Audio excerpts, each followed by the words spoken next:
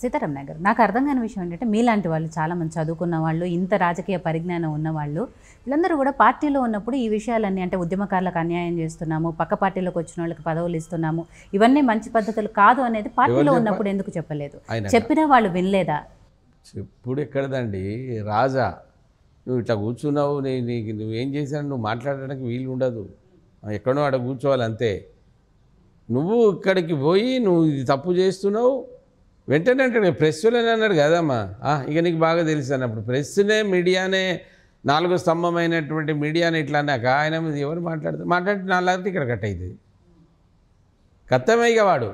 మీ మీద భూ కబ్జా కేసులు లేవు, అవినీతి ఆరోపణలు లేవు, దందాలు చేసింది లేదు, నిజాయితీ పరులకు టికెట్ ఇవ్వటం ఇష్టం లేదా కేసీఆర్ గారు? లేదు కదా, క్లియర్ కనబడుతుంది కదా, మీకు కనబడుతుందా లేదా? మీకు స్పష్టంగా కనబడుతుంది. అంటే ఏంటి, ఆయనకంటే ఎక్కువ ఎదిగిపోతారనే?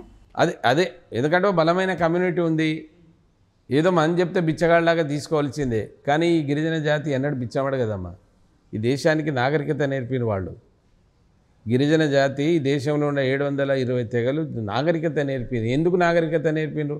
నువ్వు ఎక్కడో స్థిర నివాసం ఏర్పరచుకున్నాడు, కానీ గిరిజనుల స్థిర నివాసంలో తేనె తీసుకొచ్చి నీకు ఇచ్చిండ్రు.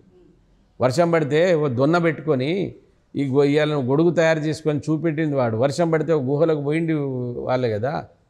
ఇవి మాట్లాడవద్దండి ఈ సమాజంలో, ఏమ కర్మ. 9 ఏళ్ళు ఒక ఎమ్మెల్యే 9 ఏళ్ళు పనిచేసిండు, ఒక ఎంపీ 9 గంటలు ఆగలే, తెల్లారిపోయి వేరే పార్టీకి మారిండు. ఒక్కరోజు మాట్లాడలే, ఒక్కరోజు అది కూడా నేనే మాట్లాడించిన. అటువంటి వాళ్ళే నేను అది చేసిపోయినప్పుడు నేను నమ్ముకొని ఉన్నాను, నేను చేసినావు. బీజేపీ అభ్యర్థిగా సీతారాం నాయక్ గారు, కాంగ్రెస్ అభ్యర్థిగా బలరాం నాయక్ గారు, బీఆర్ఎస్ అభ్యర్థిగా మాలత్ కవిత గారు, ముగ్గురు మధ్య పోటీ ఎలా ఉండబోతుంది?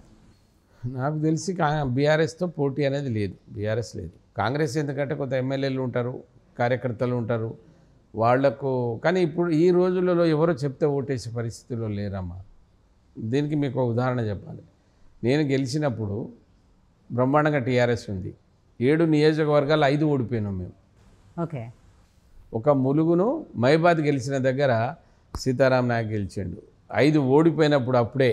ఇప్పుడు వీళ్ళు ఎంతమంది ఉంటేంది, ఆడ మోడీ గారి ప్రభంజనం ఉంది కదా, ఆ దేవుని రూపం అక్కడ కనబడుతున్నాడు కదా, ప్రజలు ఓట్లు వేస్తామంటున్నారు కదా, ఈ పనులు చేసి ఉన్నా కదా.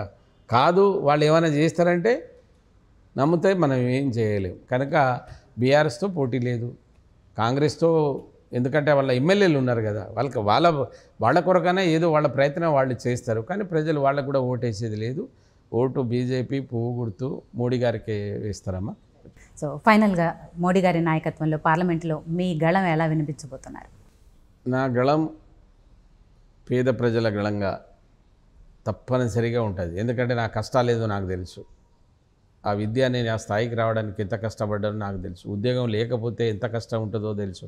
ఆత్మహత్య చేసుకున్న వాళ్ళు చాలామంది ఉన్నారమ్మా, విద్యార్థులు. నాకు తెలుసు కదా, ఏం చేయాలి వాడు అంతా చదివి ఏం లేకపోతే. వాళ్ళ ఉపాధి ఉద్యోగ అవకాశాల కొరకు నేను అదే పార్టీలో ఉన్నా కనుక నేను బ్రహ్మాండమైనటువంటి ఏదైనా ఒక ఇండస్ట్రీ నా ప్రాంతంలో పెట్టాలి. అది గిరిజన ప్రాంతం, అది రాజ్యాంగం ఇచ్చినటువంటి హక్కు. వారిని ప్రాధాయపడి కొంతమందిని కన్నా నేను ఆదుకుంటాననేటువంటి నమ్మకం నాకుంది, నేను తప్పకుండా చేస్తాను. సో మొత్తానికి మీ వాయిస్ని పార్లమెంటులో వినిపించాలని ఏదైతే ఒక సామాజిక వర్గానికి ప్రతీకగా మీరు పనిచేస్తున్నారో ఆ సామాజిక వర్గానికి పూర్తి స్థాయిలో న్యాయం చేయాలని మనస్ఫూర్తిగా కోరుకుంటున్నామండి. Thank you so much. Thank you.